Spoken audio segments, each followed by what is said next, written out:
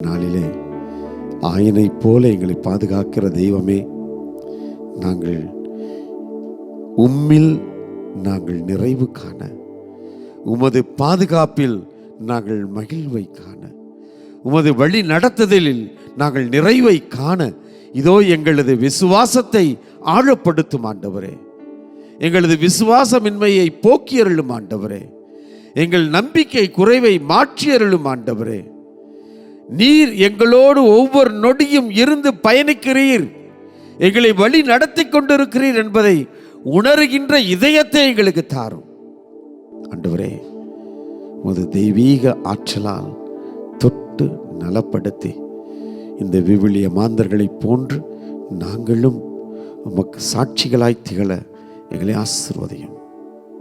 ஆமென், ஆமென்.